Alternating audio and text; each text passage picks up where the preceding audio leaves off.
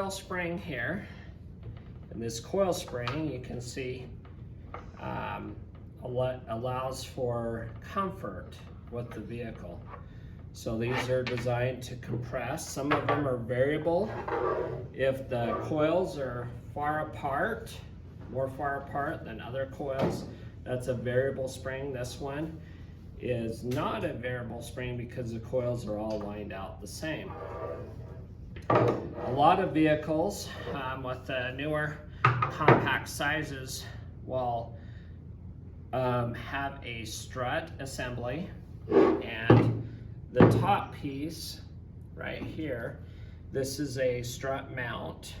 The mount rotates. It's got a little bearing assembly and it rotates, and this is hooked to the fender of the vehicle, and then this attaches to the steering knuckle with the 2 bolts. So this pivots and moves.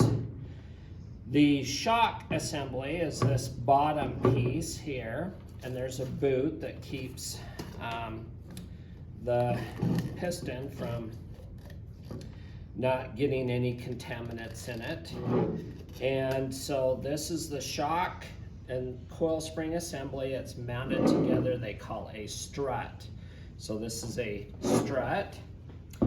And if we have a shock that is different, they have these little eyelets where they're little rubber bushings that go in through bolts and sleeves.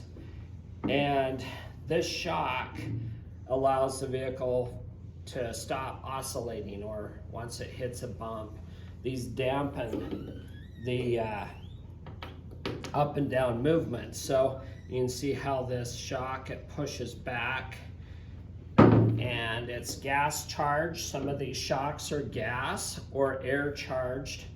This one is not extending fast enough, so the pistons in here are worn out, and we needed to replace this one.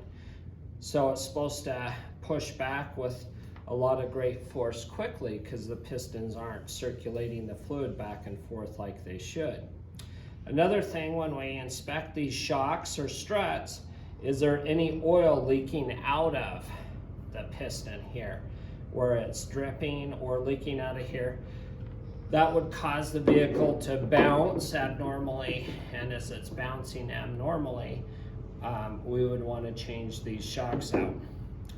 It's recommended, if you ever replace a strut like this with the coil spring, that we replace them in pairs, both front springs and both rear springs, to keep the ride height the same.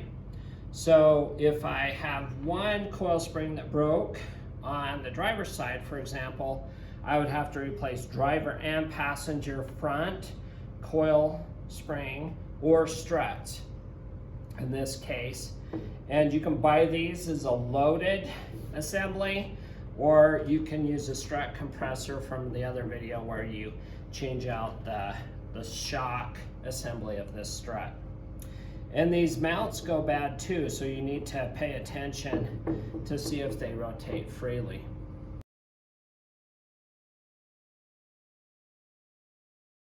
So we're going to talk about a preliminary inspection. So what I do is I just push down on the car. Okay? Listen as I'm pushing down on the car. Does it make any abnormal noises? Is it making a clunk? Okay? When I push on it, let off, see if it continually bounces. If it continually bounces, we know we have shocks that are bad. Check the ride height. So we're measuring straight across the wheel hub assembly right here in the middle. And I do this on a level surface, and you can see it's roughly 28 inches.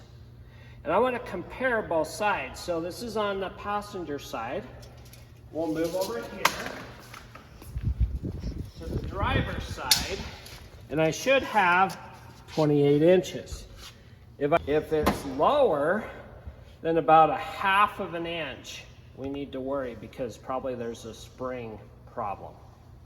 Okay, so we check both sides. We're good.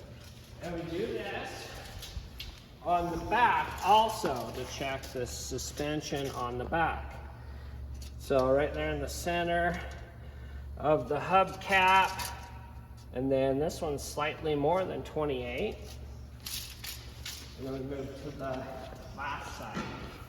And they call this measuring ride height. You can see that one is a lot higher.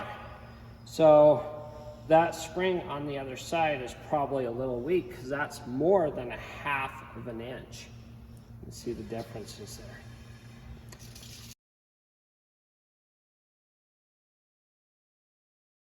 Sure.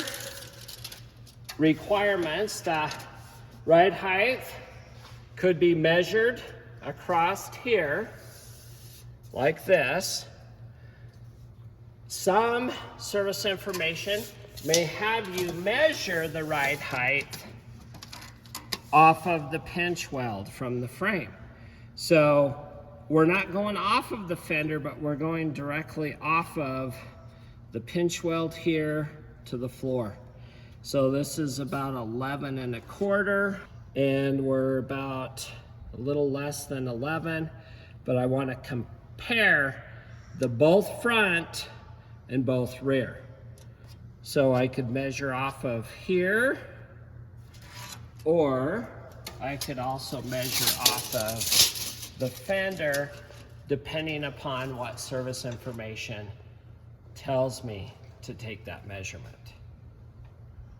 Okay.